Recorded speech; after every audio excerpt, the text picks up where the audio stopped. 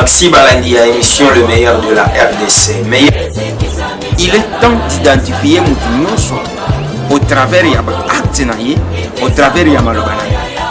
Valeur nini ya Tshisekedi oyo eza lelo Delice Sanga Kolo Bake valeur moko oyo Tshisekedi azaki nangonga Delice Sanga naza nango. Tu t'appelles comment?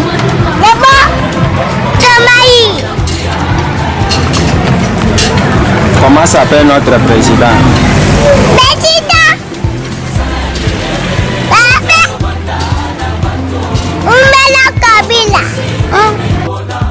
Pour place aux alliés, au bandit comme tout n'a qu'un an à Simana, yo l'ingénieur n'a pas Simana. Ma belle yo mo posala ke pesa kamingi koleka. Malamu sali la kamboka. C'est ça inconvénient ya Congolais. Allez, balesier, nani atindi. Yo lingi nani atinanga. Ok, kofinga. Kosilikate tango koyoka batangi boyo batangi oyo. Je ne suis pas là pour Kamoko. Je suis là pour tout le monde. Merci Banamboka, merci Balandi Nabiso, merci ba internaute ya mokili mobimba et surtout ya 3W congolais-news.net. Merci Balandi ya émission meilleure de la RDC.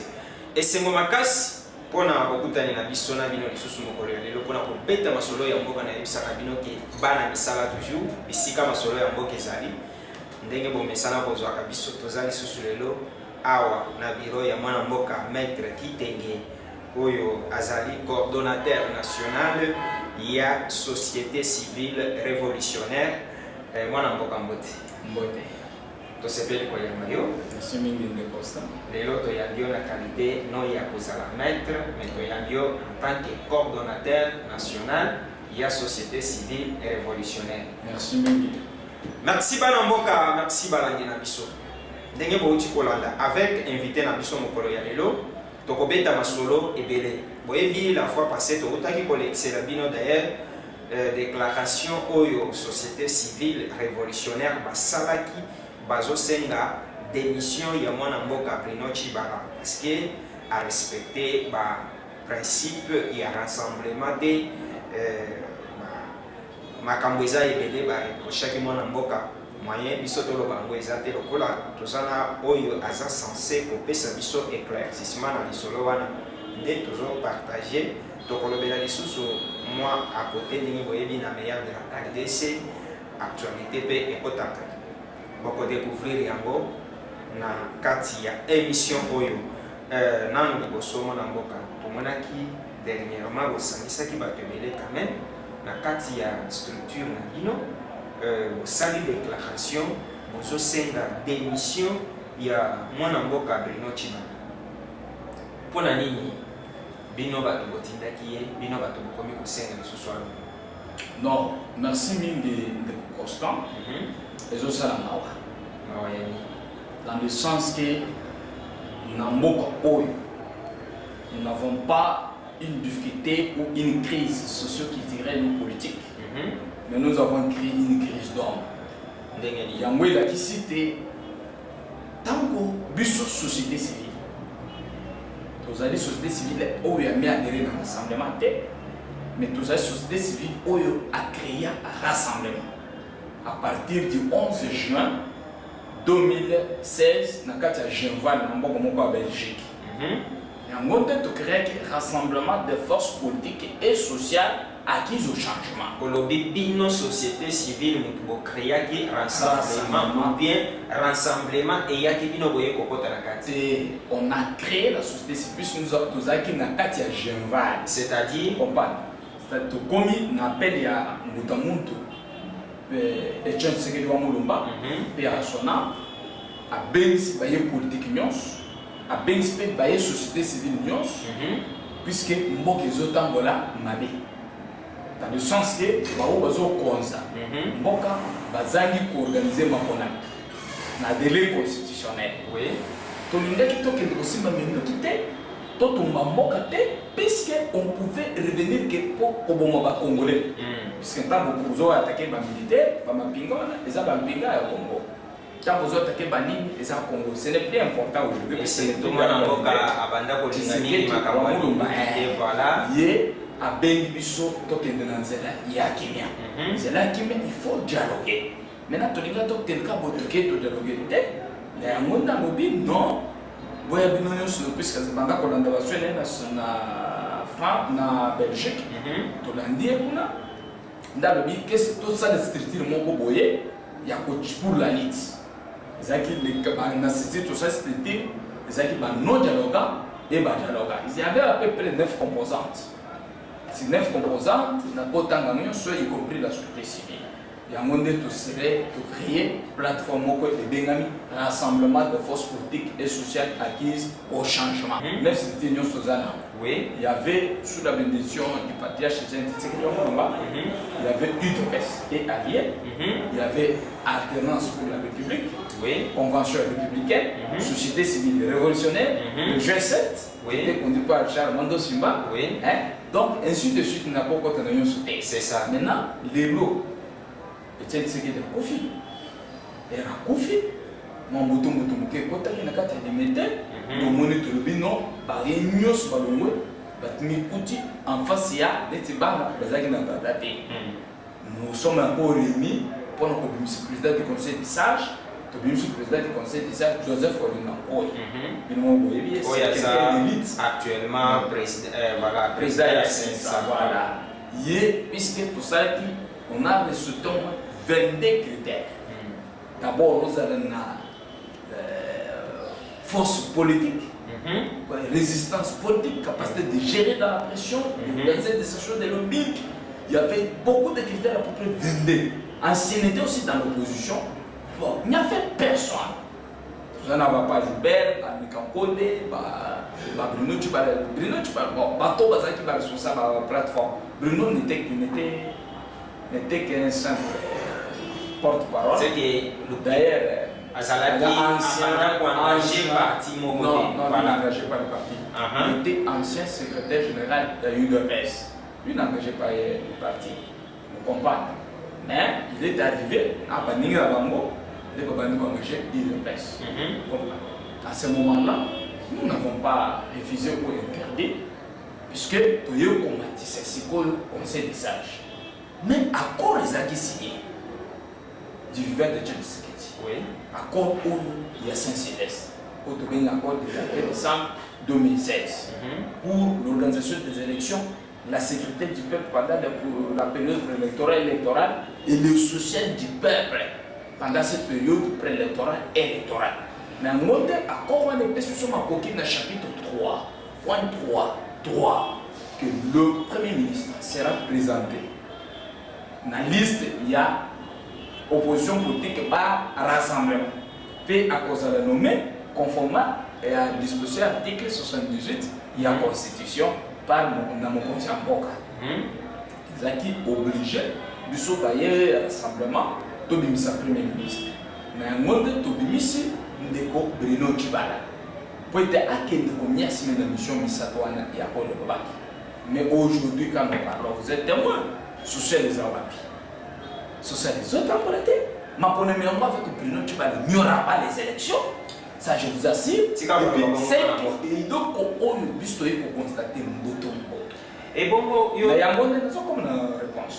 Na monde tout le monde tout terminé qui est na kati ya message de notre société c'est il y a 6 juin.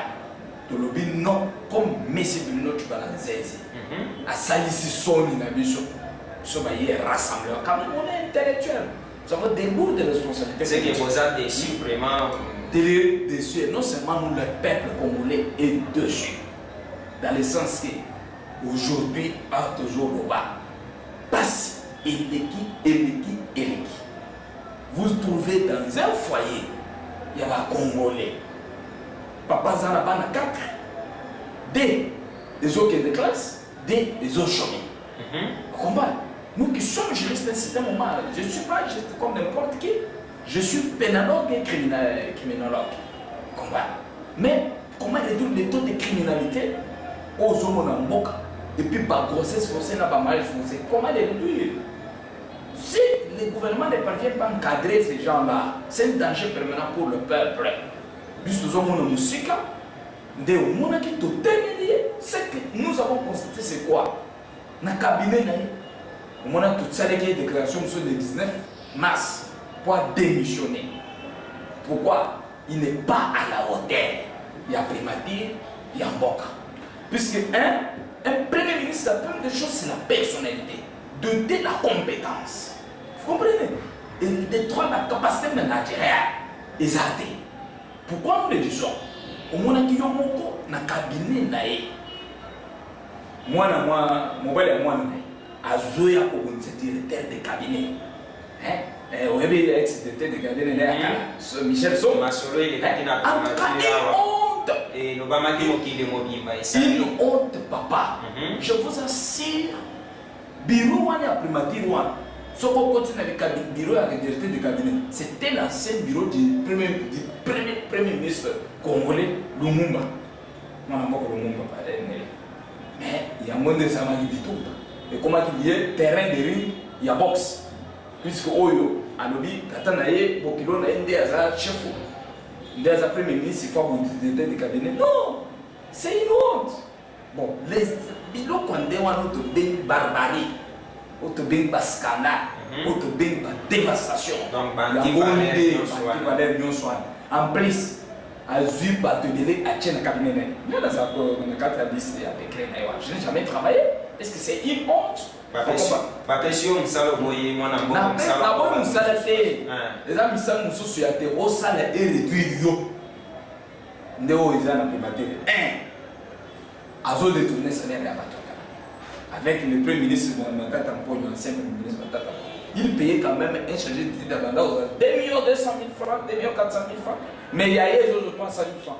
Maintenant, les conseillers qui prenaient 4 millions quelque chose, mais il y a eu 500 000 francs. 500 000, ce n'est même pas la hauteur de 200, de 300 $. C'est une honte. Bilo Kwandewan, Nayamoto Moni, total qui est payé à démissionner. Tu ne peux pas aux offres congolais bon, au moutoiseau sale. Même la Bible dit l'ouvrier mérite son salaire. Mais il y a un salaire humanitaire. Papa. Donc, les Congolais, comme ils n'ont droit de façon humanitaire. C'est l'argent pour la République. Nous avons un droit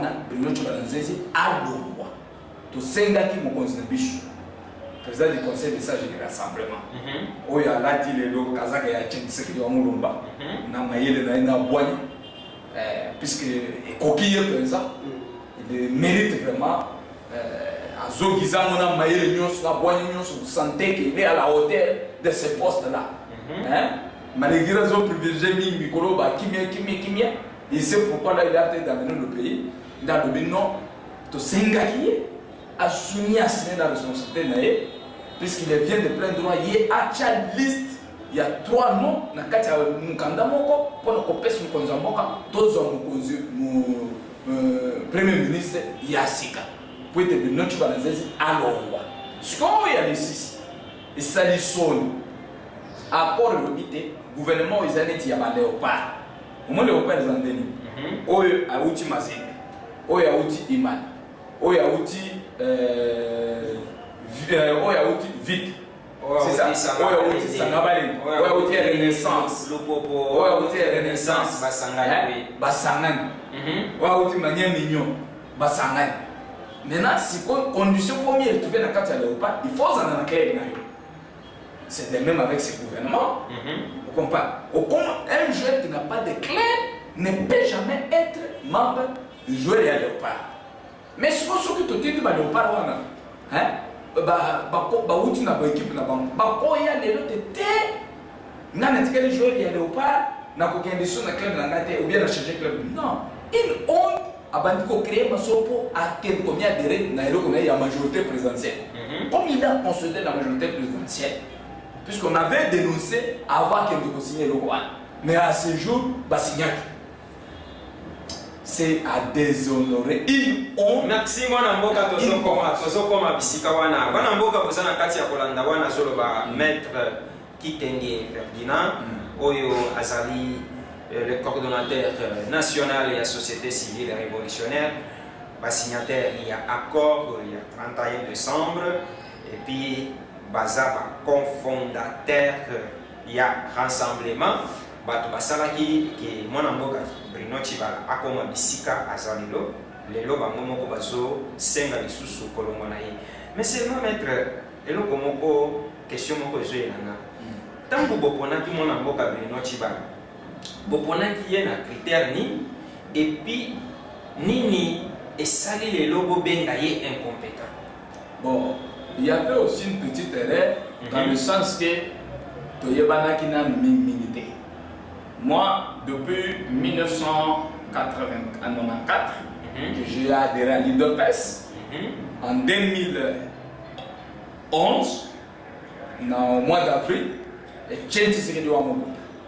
m'a dit, mon fils, puisqu'il m'a un fils, pourquoi? Puisque papa n'a ne bateau simba qui était n'est pas chez moi pour être élu et élu deuxième fois commissaire du peuple, autre le député national. Vous comprenez? Oui. Il était très reconnaissant.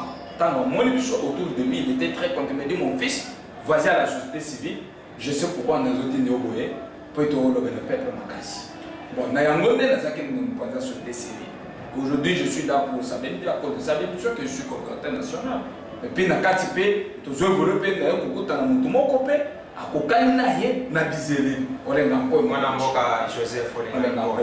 voilà, aujourd'hui, nous évoluons.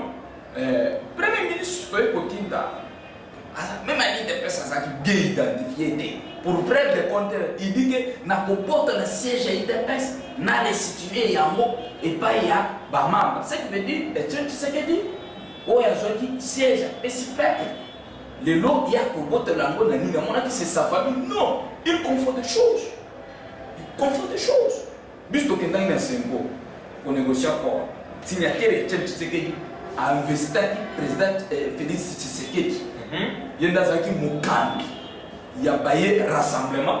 Il y a mais comment aujourd'hui il doit les réduire comme ça? Et puis, je vais dire, s'il est fort, à qui t'en a limité, ce qu'a aussi ma siège. Je crois qu'il y a aucun moyen. Merci, Banamboka. Merci, Banamboka. Papa, il n'est pas à la hauteur de gérer la politique du pays. Pourquoi? Vous êtes journaliste, dans le domaine de la vie. Vous savez, c'est un domaine, c'est un métier de l'excellence, quand même, un métier fiable. Hein? Mais les lots, vous vivez comment dans les quotidiens? Le produit de première nécessité, voire même les transports en commun, ils ont dit, au lien, ils ont malhonnêté. Quand un peuple parvient même à manger, même les gens de la majorité présidentielle, l'ennemi de Joseph Kabila, les armes à politicien Yamabumouté, l'ennemi de Joseph Kabila, c'est la faim qui attaque le peuple aujourd'hui. Mais, il n'est pas à la hauteur. Toko c'est aujourd'hui, c'est le Mokozambo. Non! Non! C'est le nôtre. Puisque tant que nous aujourd'hui, puisque nous avons la carte de gestion, on a compris que l'élément de Tindaki n'est pas Kopola. L'élément de Tindaki est Kopola. Ndé bachaka na batiri wa mon élément ce qui est poli courir pour les il faut tout le monde en tane neti mwana moko yo o mutu na biso ya ministère ya parlement nani ndeko lisanga bo il monte premier ça tient cabinet de comical neti bureau moko ya maboke ya malu basi masanga ça c'est quoi une honte pour la République. Il y a des choses que je peux le dire sur le média. C'est dire nous sommes à bénéfice du peuple et l'homme. Apparemment, donc c'est dire Yassik. Parce que vous voyez le ministère qui n'a pas RDC, c'était tout un professeur d'université que je respecte beaucoup. Le professeur Adolphe Manouanassef, au Babenga, stratège de la majorité présidentielle, qui est même le vice-président au Sénat. Vous sentez des hautes têtes comme ça. Au lieu au Canada, comment tu travaillais, c'est que au lieu que vous m'avez congolais, c'est le gars. Voilà même de mon ami Soyo, au hasard le ministère, il y a. C'est quoi Bitakoué, honorable Bitakoué. Il est ministre Bitakoué. Mais il était aussi là, quand même, il a porté plus. Mais voyez, une honte. Biloko aboye, bazo fin skata peuple congolais, na rassemblement tindakiba tolobi Balongwa, ils ne sont plus à la hauteur, ils ont échoué. Les deux comiques à la déclaration à l'Ogout. Oh, tout ça, il y a déclaré qu'il y a est-ce qu'il y a un temps où tout ça qui est en rassemblement, il était là. Yangwana Motuna na linga Kotuna. Et ça, il y a le communiqué pour ça dans le quartier à bomber la peuple. Parce que, et comme il a j'ai à ping-pong, Bisoto Kolongo la bango, Bisoto Kolongo la bango, Bao Balobi, Bisoto Kolongo la Bino, Bino Balobi, Bisoto Kolongo la bango. Nani a Kolongo la Nani. Vous savez, la préséance est d'ordre public. Je vais vous révéler une nuance. Accord, il y a Saint-Sylvestre de Loribo. Le Premier ministre sera issu de l'opposition non signataire de l'accord du 18 octobre. Rassemblement. Maintenant, si sur le rassemblement, il y a la linga qui continue, les acquis conseil des sages, dont moi-même j'appartiens. Je suis membre du conseil des sages. Conseil des sages de Maki, tout d'anticiper ma copie et pas il y a mon conseil, il y a président du conseil des sages. Pour m'y assigner. Auto benga na lopoto, pouvoir discrétionnaire du chef. Il y a un temps pour poni, a émis suiso, ton compagnie est plein de présidence. Donc quand tu es mon candidat, il y a un ministre. Sinon mon candidat vous êtes témoin, à chaque Félix Tshisekedi, à chaque Katele, à chaque Mobaki. Ataki Roger Lumba. Vous comprenez? Puisque le bureau lui, a fait une petite bande de c'est en tout cas, à Roger Lumba. Na liste one à Chaki. C'est pas qui te l'histoire pour Nani de gouvernement tu vois. Comme c'est quelqu'un qui vit dans la misère, il sera peut-être à notre écoute. Donc, akoye pas si wana des raisons valables de la qui est que mon compagnon au point mitro oui ayebi lolenge ni passe ça la ayeba ke to ko ko sala si tout so ya komi wana bosani makambo komi wana papa vous êtes témoin puisque au compte tout na et puis ceux qui ont battu et pas parce que l'autorité qui non est celle qui révoque. Ce qu'on nous nous référons toujours au chef de l'État. Président de la République, Joseph Kabila Kabila. Pour être tellement il avait nommé, c'est son pouvoir discrétionnaire à l'homme de Bissou. Bissou, nous avons Makokia pour proposer. Ce qu'on m'a équipé Makokia pour proposer, et ça uniquement dans le niveau de l'Assemblée, le président Joseph Kabila il a signé. Mon conjoint a dit qu'il y a une signature, il y a un signature à l'homme de Bissou. Mais dis-moi aujourd'hui, tu vas laisser les rêves où il y a même si les rêves comme dans n'importe quel lit, que par rapport à quel mécanisme. Un, il n'est pas membre du conseil des sages. Deux, il n'est pas membre du rassemblement. Vous avez dit si les ministres, il y a mon pays, il y a un tchaki, il y a un président de l'Assemblée nationale, Minako, président Minako. La tchaki comme avec pitié. Vous comprenez? Il y a des choses qu'on ne peut pas dire ici. Il y a des choses qui sont dans le bango. Minako, il y a des choses qui sont dans le rassemblement. Il est ce monsieur qui est très compatissant. Il y a des cocottes dans la réunion. J'ai dit bien que pour Namawanaye, il a mis là. Je me limite que là. Merci Balaboka. C'est une autorité. Merci Balanina Bisso. Merci Balandia. Émission meilleure de la RDC. Boyokike. La vérité, nous sommes à Awa. Parce que Tolobaka, meilleur de la RDC, est à Sambolonga. Ce qui est au moni, nous sommes à Zobanga pour les canaux d'émission.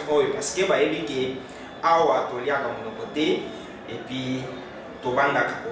Tout n'a ni tout n'a été ouverte. Donc, ouvert dans Mituna Nyonso.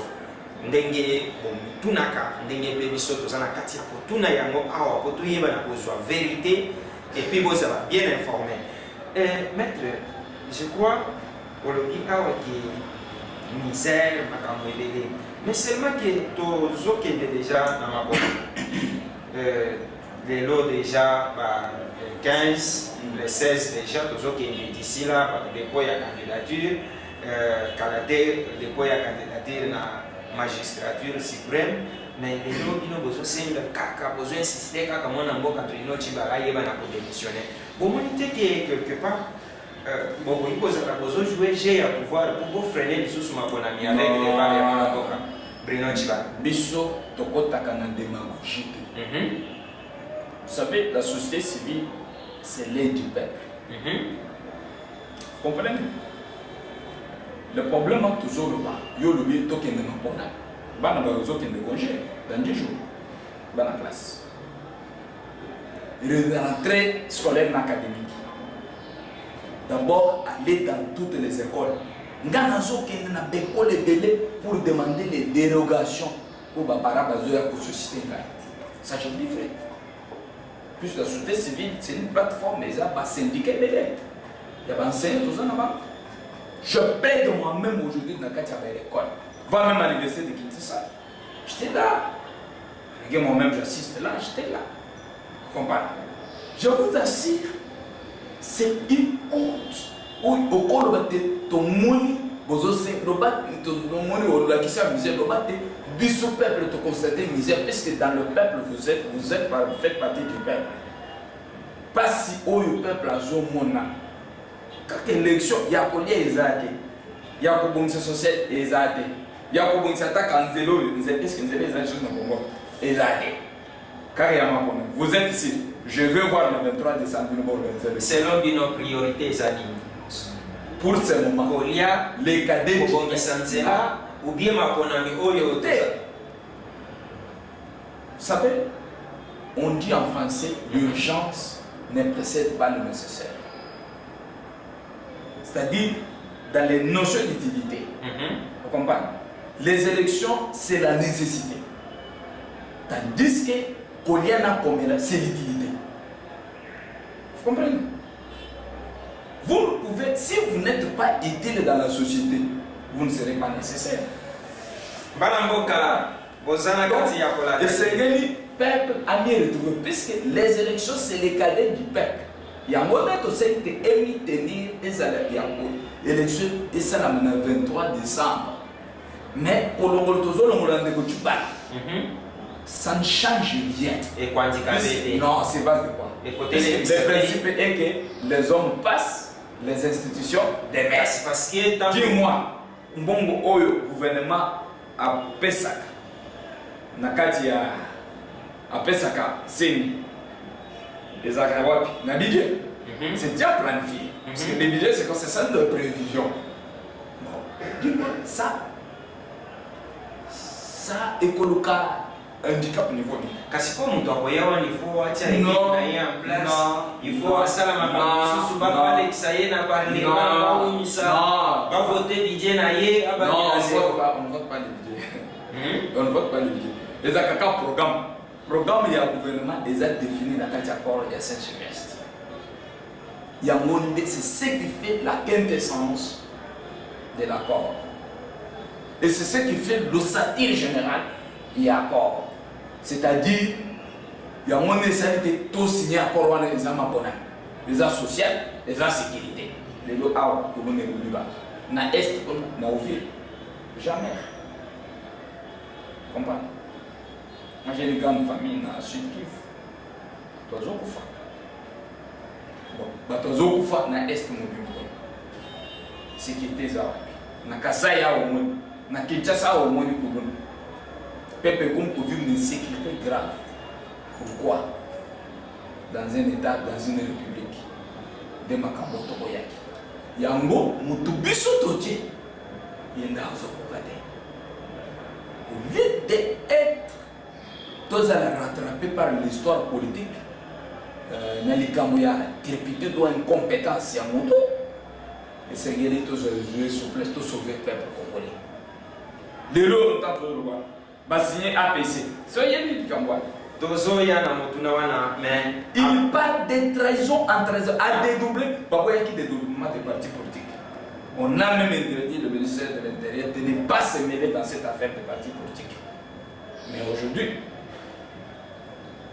Yemutunayo, Yabuno Chubalwana a créé parti politique à dédoubler l'IDPS. Vous comprenez? Bilo Kwandewana. C'est une honte.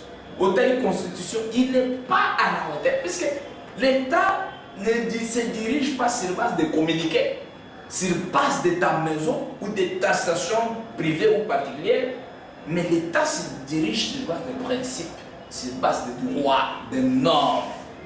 Est-ce que normes et qui sont au Sada, il y a moins des autres Sada. Papa, mais nous comptons là, même la c'est tout nous retrouvons, Seigneur.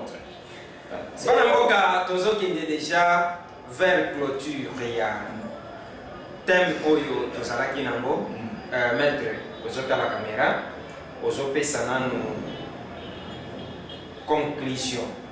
Il y a ma solo nyonso, touti kolobela aona oyo etali déclaration na bino. Oyo esengaki démission ya mwana mboka Bruno Tshibala, ozosala ngo na 1 minute. Bon, oyo nga nazo yebisete bandeko wana otunaki motune bandeli basignaki engagement na bango nyonso na kati ya majorité présidentielle oyo babengi front commun contre le Congo. Soki front commun pour le Congo wana, je vous dis front commun pour le Congo, je les encourage pas contre les loko wana puisque bazali na lobi boye bazali sous ba membre ya rassemblement T ba démissionner D monsieur Bruno Tshibala a échoué la mission auto pesaki ya mapona to sengi a démissionné puisque a memi mboka na ba confusion ebele. Ça c'est un pona sous qui se gamboa j'ai batanga de sous rassemblement T et puis na sengi pe mon contribution à rassemblement président Joseph Olenga Koya alors que le peuple bango ennemi du peuple T alors bato ene ila sanini akanga puisque au moins nyoko so bakati mutu azaka azomi beta d'État hein, c'est comme ça qu'ils sont en train de faire makelele na bango zo tolongolo lenga ko tolongolo boy bazata na qualité wana te baza frapper une compagnie te baza ta na qualité kolongolete mais makelele na bango c'est exact maïl mon pointe bien retardé processus électoral toi il ce qu'ils sont en train de faire parce que mon azo bien ba ennemi du peuple comprendre. Oh, puisque le peuple a osé là, Mapona. Na yangonde de non, non. Puisque Mapona me toque na Bruno Tshibala, vous allez me dire, l'histoire va nous rattraper. Et cause à la moto makasi. Ça, je vous assure. Na yango, to sengi pe mo konzambok en tant que garant de la nation, garant de bon fonctionnement des institutions. Oh, to pesi, to dossier, mon ambok Joseph Kabila Kabange. Pourquoi? Parce qu'ils ont le pouvoir discrétionnaire de la nomination. Alors, il y a une liste de la mission. Le président du conseil de ça, rassemblement, a ZOPC pour être tout changé. Il va changer. Il y a Bango Chadari, Mauve, Sakan. Il y a un moment où il s'est limité. Et vous méritez quand. Puisque vous avez dit ça quand. Donc, on investit, puisque vous avez déjà la vacance. Nous sommes prêts pour ça. Hein? Bon, il y a le Premier ministre à propos du gouvernement dans les prochains jours. Merci Banamboka, merci Baladina Bisso. Bokoyeba, Nani a posé la Première ministre, il y a lobby, Nakati Amboka Nabiso, pour Aïba na Première Bisso, pour Nami selon Société civile révolutionnaire, na rassemblement, Oyo, ils ont dirigé, na Mboka Joseph, Olenga Koyi, mais seulement que. Et ça la surprise de Monica Maître qui était lobby parce que vous avez la ligne. Comme on les a déjà alignés. Ce n'est pas grave, nous avons toutes les qualités pour voir. Pour diriger le pays, pour améliorer le pays. Non, les peuples vont nous juger. Merci Banamboka. Merci Balandina Bisso, vous avez kati ya comprendre et puis comment que masolo ils ont kati ya koleka loleni na meilleur de la RDC. Bisso tozala kandingi wana bomoniki tozala les tozolo ba masolo ya mboka. Eza lokola tindika te. Eza lokola o kutuna metuna oyo te poso ke tuni boye na komela yo mobimba te. Awa tozotuna nyonso. Eloko moko ekoboma batu ezate. Mona mboka tozo tourner page lecture ni nous osala na front commun pour le Congo oyo esili pour bimakalate awa te baninga commun pour le Congo Mokonzamboka nda bimisi eloko na yewana abengi tous les produits finis. C'est-à-dire bato baza na balabala neti bana bitiki par exemple neti bamambre biso ya barassemblement bazali susu bamiotosclire bacibana bayingele bakaprika oyo ya ministre ya économie na bankita oyo ya vice ministre toutes ces chaînes là des avanzages politique na bango ya minene zo cardonner pe na mboka eza wapi eza na moko wapi moi on dit quand même na Kinshasa meeting na commune eza parti communal parce que moi je tourne le pays société civile eza 26 provinces société civile et fonctionnaire eza tous les 26 provinces nous occupons aussi à peu près pas moins de 35 états étrangers. C'est pas moi. Je crois que Tamola Kabino, Bissolamino, Malé, ils ont organisé l'assemblée secondaire en France. D'ici là, on va le faire. Donc, Tamola, on a dit ça que Botala, le Lengeni, Awatoza et Sikago, et société civile, Azar est représenté Awatoza. Vous voyez que meilleur de la RDC, Totamola. Et Tokoma Kabisika, il y a une formation et surtout l'investigation. Nous avons dit que nous avons dit que meilleur bangoyo. C'est-à-dire, nous avons le plateau de la RDC, Azamuto Oyo quand même, à répondre à des critères, à des normes, à des investigations, à des éléments de preuve, à des choses que vous découvrir. Si vous avez c'est que, point d'interrogation, vous avez déjà la réponse. Moi, vous avez représenté dans la province, dans la RDC, voire même dans le pays,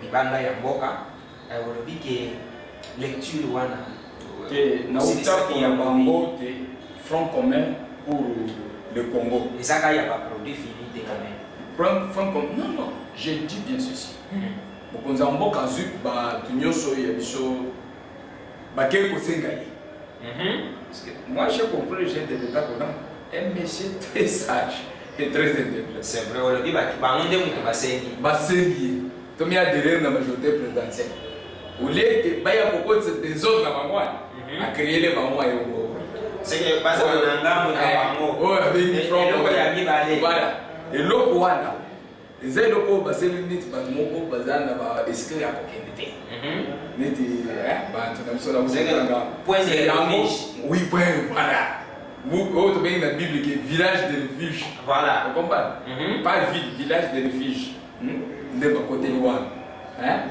Donc, je les encourage, puisqu'ils ne sont plus où aller.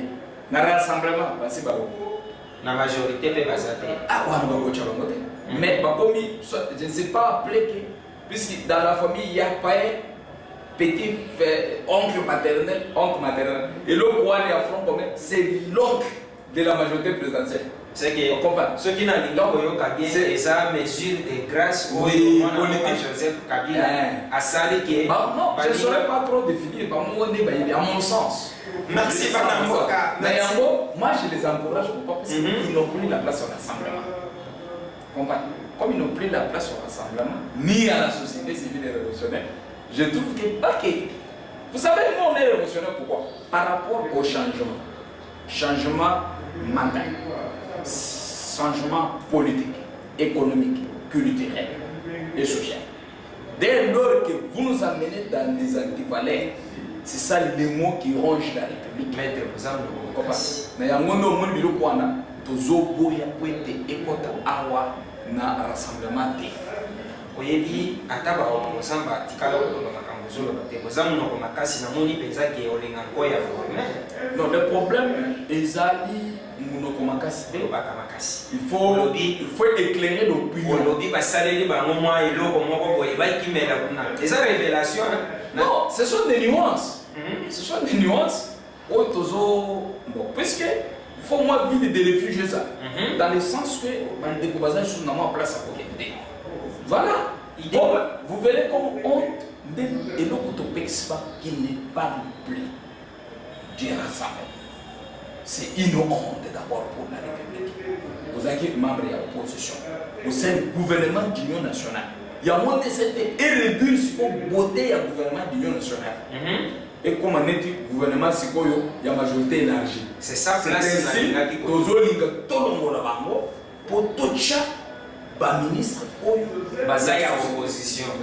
C'est que il y a pas parti prenant actuellement tozali sous na gouvernement union nationale et comme gouvernement il y a majorité élargie. C'est que il faut s'investir sous bord. C'est ça la raison quand même. Remplacer les pièces. Non, la raison fondamentale c'est la chute à la mission. Et ce qui a mission. Maintenant, il est pour rattraper pas mal de choses. C'est ça les choses. Merci Banamboka, merci Balagina Biso, Boyoki, qui reproche na raison oyo ezali avancer na société civile oyo azosenga kaka démission ya mwana mboka Bruno Tibala Boyoki déjà masolo ndenge leki awa en tout cas et puis à vous de juger oui et donc mususu oyo toneki ko société pour s'assurer que mututel azakama il y a un composant puisque les partis politiques ce sont des aspects quand même combat les partis politiques et tout mouvement culturel social culturel pour vivre il faut par les cotisations des membres. Mais Moutoyo, Bruno Tchibalanda, qui est premier ministre, il n'a jamais mis même pas un franc. Même pas un franc dans une pour coacher le corps, papa, nous n'aimons pas être, nous ne sommes pas dans une école de suivre quelqu'un pour nous. Il y a école, il y a des tendre la main pour vivre non plus.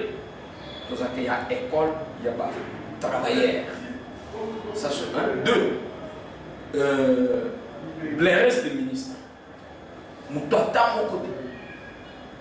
Nous n'avons pas de contribution à rien. Parce qu'il y a des ministres qui sont des ministres qui sont membres de l'Assemblée, qui sont gouvernement. Mais les restes là qui ont trahi le peuple, ils sont en place sur la terre. Attends, il y a des choses qui sont la société civile. Les choses c'est un tir fort, c'est un tir fort. Le dossier n'est plus en cours.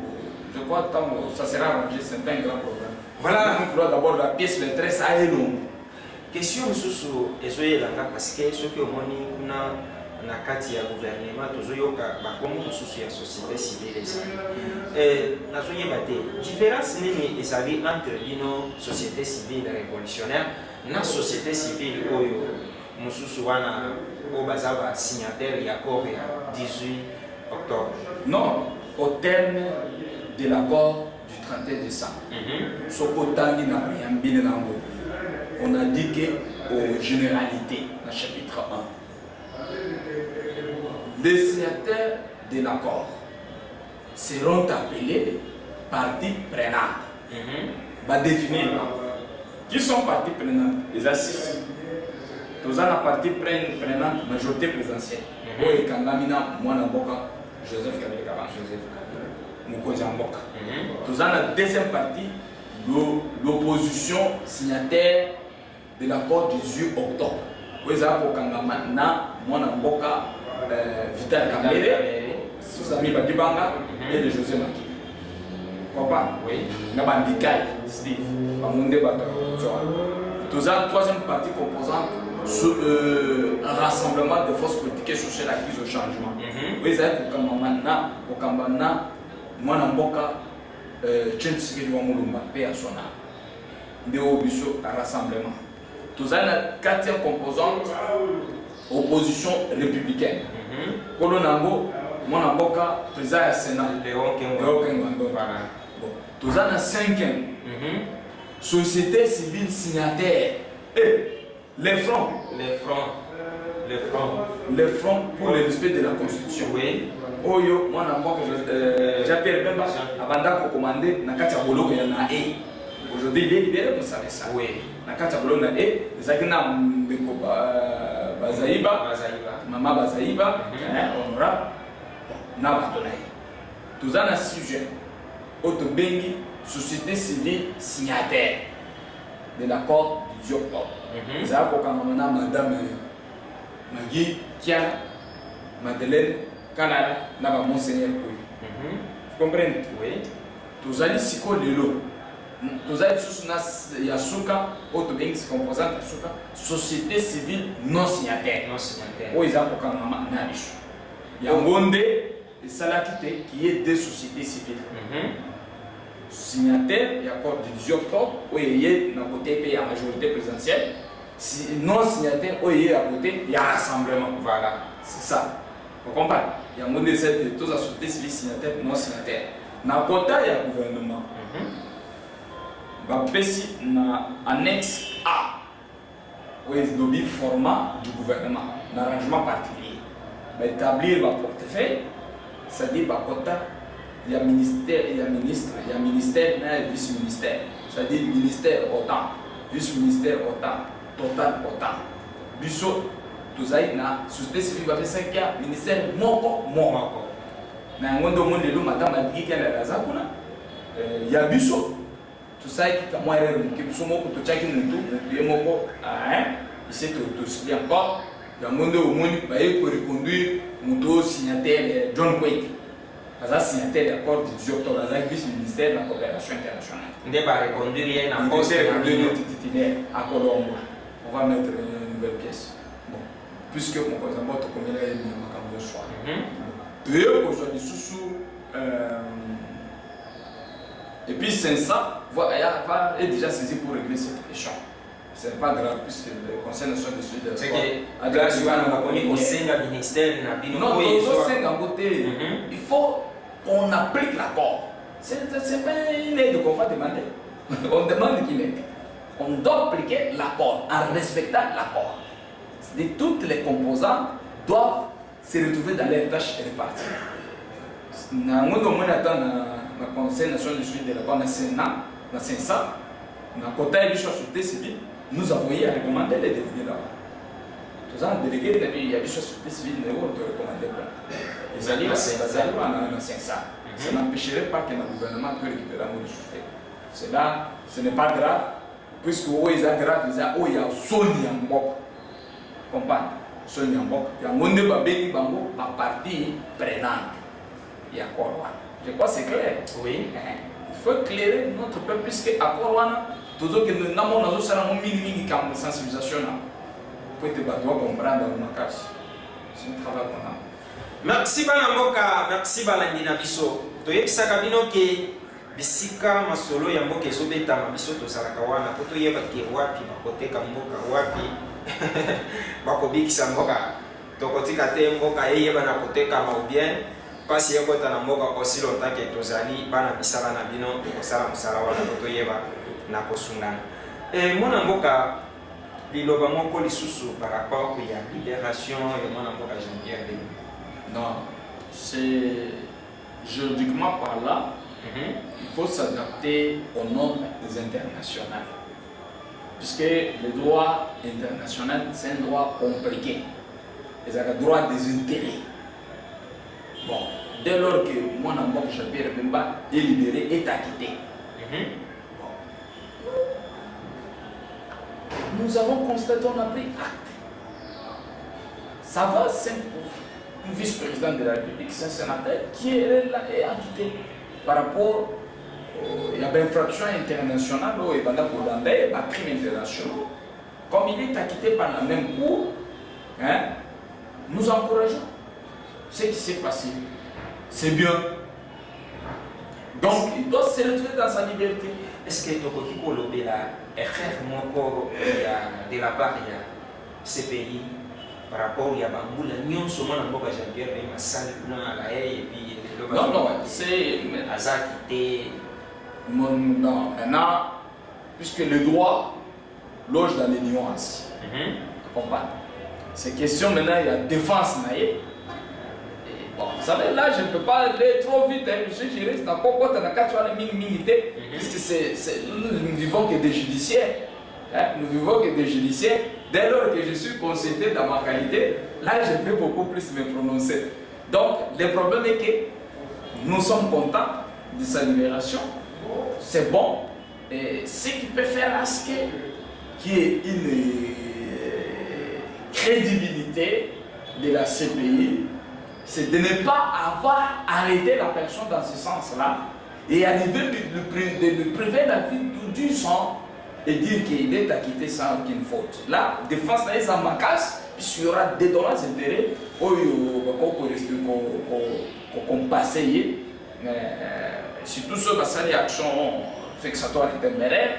Je crois que pour faciliter ma réunion soit facilement, c'est question de sa défense. Voilà, je n'ai pas beaucoup de choses à dire là-dessus.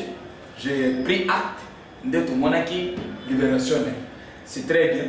Je suis un Congolais qui doit se trouver dans la liberté. Merci Banamboka, merci Baladina Bisso. Ce qui faut comprendre, pour mettre Azana matière et pelé au état de justice. Na meilleur de la RDC, Tozala Kanaba, Poignon Soana, Tozala Kanabo pour ça. Je crois, bon, Bwanda Kalate, Tozo élaboré programme, Moko, autre Oganda Kolobera, Muke, Matsolo, au état de justice, Namona Moka, maître Ferdinand Kitenge, et puis, Toko épingler, paye par point de cola.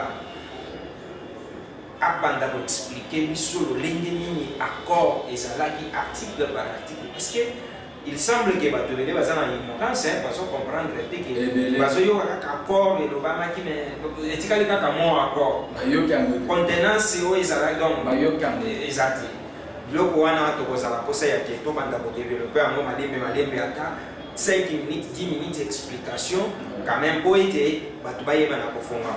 Du fait que la télévision est déjà vers la soupe à émission, mais avant il y a chité Toyoka qui lobby interpellation de Mwanamboka Moïse Katumbi à l'aéroport pour la Bruxelles, batangier pour la Mwatango, baye kopesa ye permis de séjour provisoire azala ngona kuna.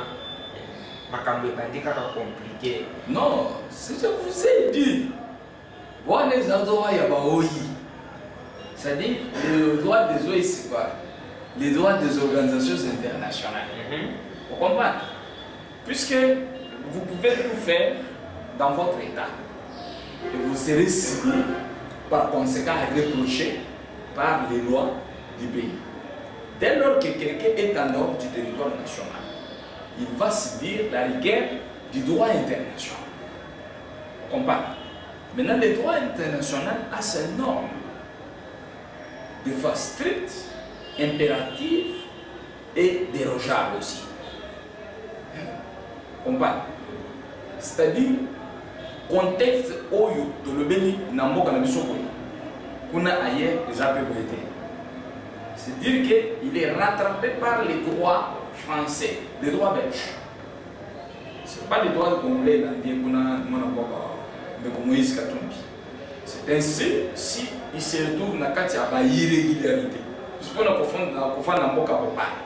C'est comme chez nous, nous avons la loi de 2004 portant relative à la nationalité congolaise. Pour être aux Congolais, il faut ceci, il faut cela, il faut ceci, il faut cela. Il y a des conditions. Congolais d'acquisition, pour vivre bien dans la belle à Congo, il faut remplir voilà. Mais c'est un problème de passeport.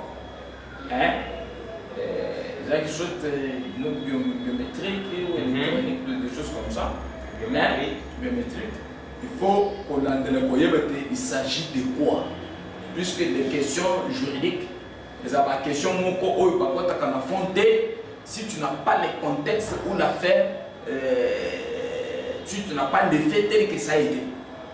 C'est ainsi, nous devons d'abord bien de quoi il est reproché. Mais il a bénéficié déjà d'une faveur. C'est que il doit venir aussi régulariser au pays. Il est libre de venir se soigner un Congolais. Mon avocat, je crois, il aurait à souhaiter ça. Merci mingi moi ndeko Costa. Liloba nanga ya suka naza kosenga kaka peuple congolais na moment oyo kimia ezali. Puisque toza mboka ezotambola te.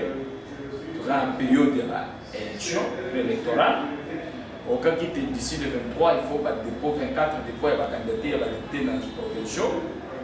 to procédure wana processus wana etelema pe tosengi ndeko na biso Bruno Tchibalanzis soki aza moto azomitosi ye moko azomokanda na ya démission atika ngo na mesa mboka soki alingi te biso tozosenga nde mokonzi ya mboka alongola biso moto wana adémissionné jusqu'à trahir peuple ni rassemblement au moins biloko tozoreproche a créé APC, a créé A13, a créé Arc-en-Ciel, les lois qui sont front commun.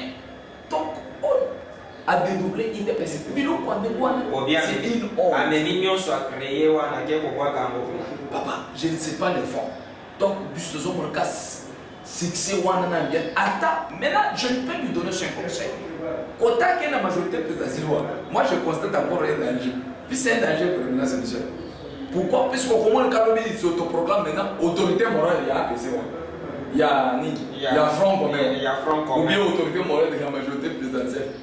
Je ne me trompe pas. Un jour, pourquoi tu as autorité morale, il y a Front commun. Alors, il y a IDPS à confondateur. Il n'a jamais été. FCC à confondateur quand même. Pas créé les cofondateurs de l'IDPS n'a pas gagné. Na kopesi na brancher numéro na soka obenga ba confondateur ya IDPS bazali papa ils sont même des députés dans le parlement comme par Mamsous va voyager en solo ça ba Mukoka ba Lusangangele je vais vous donner ça donc il y a des choses où on te compte Sengi à démissionner il n'est pas à la hauteur dès lors que bataille perd alors les sous makamouya à rassemblement et puis vous savez, il y a d'autres choses parce que quand on a mon consulté, malédiction et quoi y est, parce que mon temps, mon survie, comment on n'est pas monté. Attention, je m'en ai pas Joseph Folenga pour lui. Puisque moi, je ne flatte pas les gens. Selon mon école, tu ne verras qu'un jour derrière un individu en train de l'applaudir, jamais. Vous faites du bien, je dis vous faites du bien. Vous faites du mal, je dis vous faites du mal. Vraiment, à réserver mon respect mini. Nakatia, moi, je suis Joseph Folenga, puisqu'il y a des gens qui pour la confiance en ça qui et puis, moi, je ne sais pas que Joseph Folenga, président, il y a rassemblement, président, c'est ça, dossier lié à des projets listes. Il y a un candidat, premier ministre, de vous en Mboka. C'est ça le dernier message. Et puis, tout simplement, mon cousin Mboka. Aïe que le peuple, il vient de loin avec ce pays. Aïe que le peuple, quand le peuple souffre, les adientés. Maxi Balangena Bisso, ce qui vous constater, toujours poussant déjà vers le soukaya émission, Malembe avec Manamboka maître, parce que maître Ferdinand Kitenge, les ambala liboso, tomba la soukate, soto bito umela awa, télévision les ambonga, mikoleza ebele, denge ba rendez-vous, et si vous avez un banda kozala, na Manamboka, na tango nyonso kozala na yeposa, denge tozala kapena baninga mususu bosenga. Maxi Balandi à émission le meilleur de la RDC. Mais il est temps d'identifier Moutounyoso au travers ya acte na ye, au travers ya maloba na ye. Valeur nini ya Tshisekedi oyo eza lelo Delice Sanga Kolo bake valeur moko oyo Tshisekedi azaki na ngonga Delice Sanga naza nango. Tu t'appelles comment? Papa Tamaï. Comment s'appelle notre président? Président Papa Umela Kabila. Pour place aux alliés, au bandit comme tout n'a qu'un an à Simana, yo lingina nyaza la Simana. Mabe yo mo posala ke pesa kamingi koleka. Malamu sali la kamboka. C'est ça inconvénient ya Congolais. Allez, balesier, nani atindi. Yo lingina ni atinanga. Ok, kofinga. Kosilikate tango koyoka batangi boyo batangi oyo. Je ne suis pas là pour Kamoko, je suis là pour tout le monde.